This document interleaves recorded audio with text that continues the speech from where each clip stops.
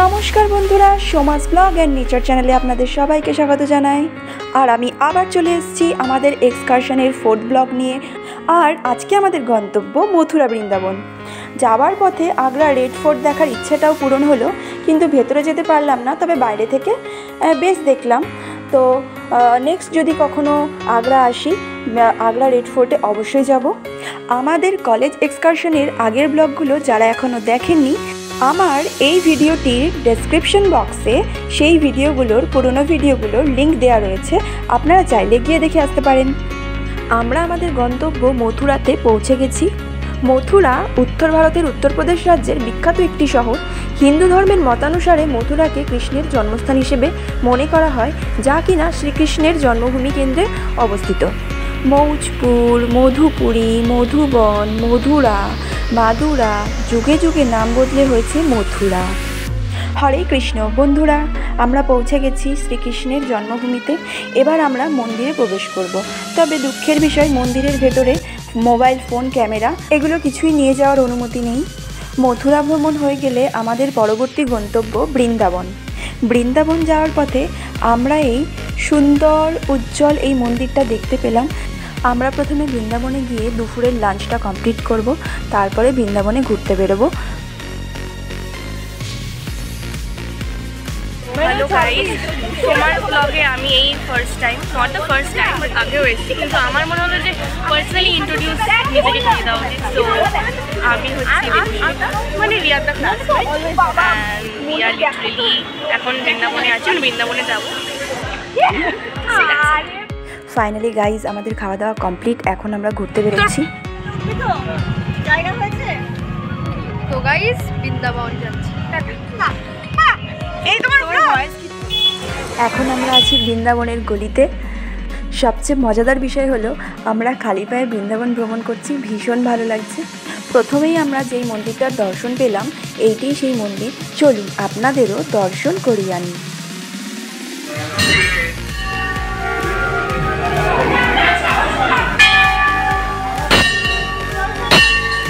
আমরা যে মন্দিরটা দর্শন করলাম সেটা ছিল হনুমানজির মন্দির।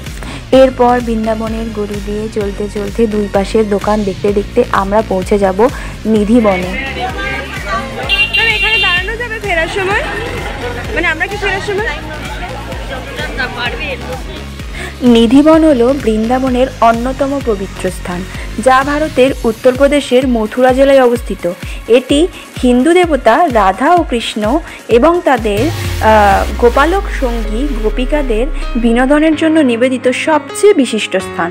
এখানে চারিদিকে অসংখ্য তুলসী গাছ রয়েছে, আর গাছগুলোর উচ্চতা খুব বেশি নয়, খুবই ছোট, কিন্তু গাছগুলো একে অপরের সাথে জড়িয়ে দেখতে পাওয়া যাচ্ছে। এখানে নিধিবনের ভিতর রংমহল নামে একটি মন্দির আছে।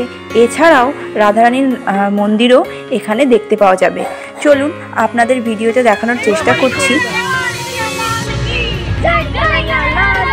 হাতি ঘোড়া পালকি, জয় কানাইয়া লাল কি। কে আমি তাই করি, এমন করে সে হাত ধরে তাকে কুকুরবেলা আছে।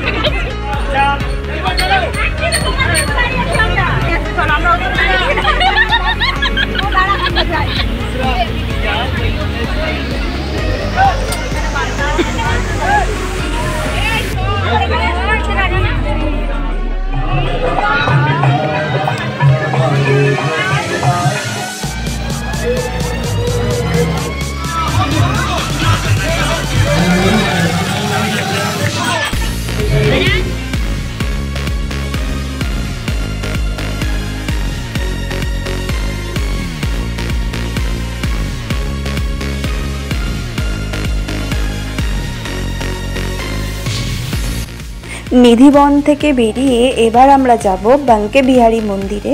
আজকে ছিল রাস পূর্ণিমা, তো রাস পূর্ণিমার এই পবিত্র দিনে আমরা বাঙ্কে বিহারীর দর্শন পাবো।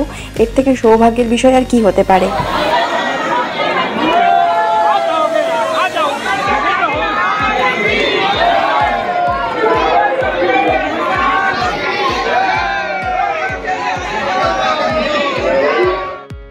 বাঙ্কে বিহারীর মন্দির দর্শন করে এবার আমরা যাচ্ছি প্রেম মন্দিরের দিকে। যেহেতু দিনটি ছিল রাস পূর্ণিমার দিন, তাই প্রচণ্ড ভিড় ছিল। আর কিছুক্ষণের মধ্যেই আমরা প্রেম মন্দিরে প্রবেশ করব। চলুন। প্রেম মন্দিরে প্রবেশ করেই মন্ত্রমুগ্ধের মতো মন্দিরটিকেই দেখছিলাম। আর মন্দিরের বাইরে রাধাকৃষ্ণের মূর্তি সহ আরও বিভিন্ন ভাস্কর্য শিল্পের দর্শন আমরা পাবো। এখানে শ্রীকৃষ্ণের কালীয় দমন লীলার কিছুটা অংশ দেখানো হয়েছে। আর প্রেম মন্দিরের বিশেষত্ব হলো এর এই লাইটিংটা, কখনো লাল, কখনো সাদা, কখনো নীল, কখনো সবুজ। আপনাদের আমি এই ভিডিওতে সেই লাইটিংটা আপনাদের দেখানোর চেষ্টা করছি। আপনারা ভিডিওটা শেষ পর্যন্ত দেখতে থাকুন, আশা করছি আপনারা বুঝতে পারবেন আমি কি বলতে চাইছি। রাধে রাধে।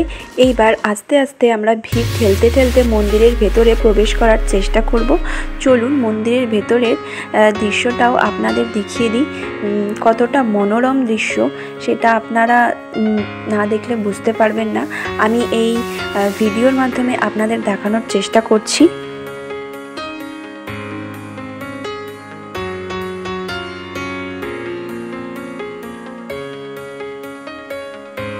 বন্ধুরা, আমরা এখন মন্দিরের ভিতরে প্রবেশ করে গেছি। আমি আমার সহপাঠীরা সবাই এখানে রয়েছি, সবাই একটা জোট বেঁধে রয়েছি, কারণ প্রচণ্ড ভিড়, হারিয়ে যাওয়ার সম্ভাবনা। সম্পূর্ণ মন্দিরটাতে, মন্দিরের দেয়াল থেকে শুরু করে সমস্ত জায়গায় খুব সুন্দরভাবে ডেকোরেট করা আছে, খুব সুন্দরভাবে শিল্প কাজ করা রয়েছে। আপনাদের দেখিয়ে দিই, মন্দিরের বাইরে যখন ছিলাম তখন মন্দিরটা কখনো লাল, কখনো নীল, কখনো সাদা, কখনো হলুদ, কখনো সবুজ, বিভিন্ন রকম রং ধারণ করছিল। তার কারণ আমরা ভেতরে এসে জানতে পারলাম যে এই বিষয়টা রং বেরঙের রং ধারণ এটা কিভাবে সম্ভব হচ্ছে। তো বিষয়টা আমরা ভেতরে এসে জানতে পারলাম। গাইজ, যাদের কৃপায় আমি এখন বৃন্দাবনে আছি তাদের দর্শন করে নিই, শ্রী রাধারানী আর কৃষ্ণ ঠাকুরের দর্শন। মন্দিরটার ভিতরে দাঁড়িয়ে বিভিন্ন জায়গা এক্সপ্লোর করা বা দেখার সুযোগ বা সময় আমাদের হাতে নেই, তাই আমাদের এক মুহূর্তের জন্য চোখের দেখা দেখে বেরিয়ে যেতে হচ্ছে, কারণ প্রচণ্ড ভিড় আর আমাদের হাতে বেশি সময় নেই, আমাদের ফিরতে হবে।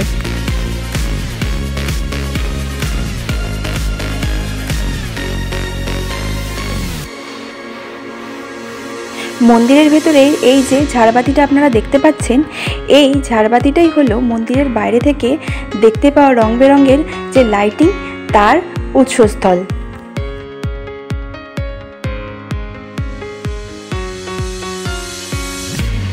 এছাড়াও মন্দিরের দেয়ালে দেয়ালে রয়েছে শ্রীকৃষ্ণের বিভিন্ন অবতারের ছবি।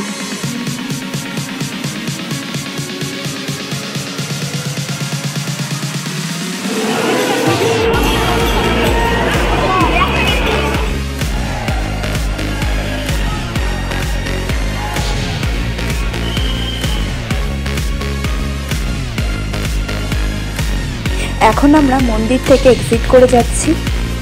গাইস, মনে আছে শ্রীকৃষ্ণের সেই হরি আঙুলে গোবর্ধন পর্বত তুলে নেওয়ার গল্পটা? দেখুন, এখানে সেটাও দেখানো হয়েছে। আমরা এই ব্লগটির একদম অন্তিম পর্বে চলে এসেছি। এই ভিডিওটি শেষ হওয়ার সাথে সাথে আমাদের এক্সকারশনেরও শেষ পর্বে আমরা চলে এসেছি। আজই ছিল এক্সকারশনের লাস্ট ডে। কালকে আমরা সবাই বাড়ির উদ্দেশ্যে রওনা দেব। আগ্রা থেকে বাড়ি ফেরারও একটি ব্লগ আমি তৈরি করে রাখবো, যাতে পরবর্তীতে আমি এই বিষয়টিকে নিয়ে স্মৃতিমন্থন করতে পারি। গাইজ, আজকের ব্লগটা এই পর্যন্তই। আবার পরবর্তী ব্লগে আপনাদের সাথে দেখা হবে। আপনারা সবাই সুস্থ থাকবেন, ভালো থাকবেন। ভিডিওটা শেষ পর্যন্ত দেখার জন্য অনেক অনেক ধন্যবাদ।